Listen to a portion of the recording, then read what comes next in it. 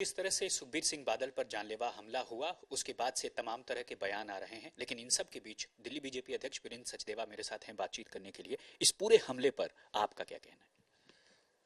पंजाब के पूर्व उप मुख्यमंत्री और सांसद रहे सुखबीर सिंह बादल गुरुद्वारे के भीतर बैठे हैं, और अगर गुरु का द्वार भी सुरक्षित नहीं है पंजाब की सरकार में, तो आप समझ लीजिए कि स्थिति क्या है। और ये कोई पहली घटना नहीं है। और सुखबीर सिंह बादल तो वो व्यक्ति है जिनको सुरक्षा भी प्राप्त है और उन पर गोली चल जाती है।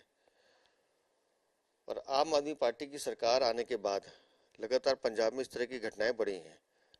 नशे की खपत और नशे की तस्करी बढ़ी है, अपराध बढ़े हैं और लगातार इस तरह की घटनाएं होती हैं।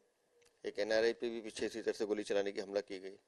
तो अपराध, और जिसका हम जिक्र दिल्ली में भी कर रहे हैं कि जहां जहां आम आदमी पार्टी की सरकार है वहां संगठित अपराध होते हैं। संगठित अपराध से मेरा अभिप्राय यह है कि जो प्लान करके किए जाते हैं। जैसे नरेश बालियान का हम दिल्ली में उदाहरण देख रहे हैं कि विदेशों से बैठे हुए गैंगस्टर, उनसे दिल्ली के आम आदमी पार्टी के विधायक तय करते हैं, गोली चलवाते हैं या रंगदारी वसूलते हैं। और पंजाब में तो खुद इनकी सरकार है, मुख्यमंत्री इनका, पुलिस इनकी, सब कुछ इनका, और उसके बावजूद इस तरह की घटना होती है। चिंताजनक है, दुखद है। और आम आदमी पार्टी की सरकार का जो लक्ष्य है, उनको कानून व्यवस्था से कोई मतलब नहीं है, उनको एडमिनिस्ट्रेशन से कोई मतलब नहीं है।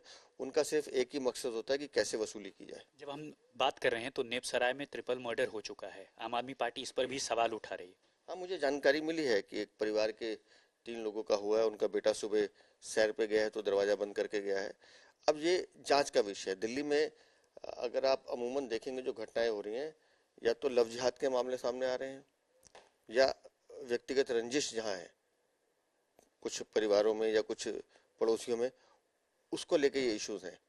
अब उनको अपराध से जोड़ना, ठीक है, क्राइम तो है, पुलिस कार्रवाई भी कर रही है, पकड़ भी रही है लगातार, लेकिन किस तरह से उसको राजनीतिक ढंग दिया जाए अपनी कमजोरी छुपाने का, ये अरविंद केजरीवाल का खेल है। दिल्ली के मुख्यमंत्री रहे अरविंद केजरीवाल अलग अलग मोर्चों से लॉ एंड ऑर्डर का मुद्दा तो उठा ही रहे हैं। इस बार उन्होंने एक और चीज कही है, वो कहा है कि बीजेपी रंगे हाथ पकड़ी गई है वोट कटवाने की कोशिश करते हुए।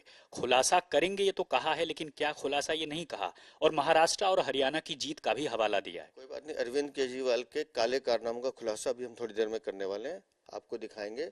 और जहां तक लॉ एंड ऑर्डर की बात है, अरविंद केजरीवाल सड़क पे क्यों नहीं बोल रहे, बिजली पे क्यों नहीं बोल रहे, पानी पे क्यों नहीं बोल रहे, भ्रष्टाचार, जो टॉयलेट चोरी करके भागे हैं खुद अरविंद केजरीवाल शीश महल थे, उस पर क्यों नहीं बोलते। 12-12 लाख के टॉयलेट आप यूज कर रहे थे, सीट्स, और जब आप वहां से छोड़ के गए तो उठा के ले गए। अरविंद केजरीवाल, तुम तो खुद अपराधी हो, तुम तो खुद जमानत पे छूटे हो। तुम्हारे मुंह से कानून व्यवस्था की बात अच्छी नहीं लगती। और अगर कानून व्यवस्था की बात करनी है तो आज पंजाब में जो हुआ है, करो उस पर बात। बताओ कि अगर उप मुख्यमंत्री सुरक्षित नहीं है, सांसद सुरक्षित नहीं है, तो पंजाब की सरकार वहां क्या ताली बजाने के लिए बैठाई हुई है? ठीक है, तो आपने साफ देखा कि किस तरह से जो हमले के बाद जो सियासी आरोप प्रत्यारोप हैं वो लगातार बढ़ रहे हैं। मनीष बिधूड़ी के साथ राम किंकर सिंह।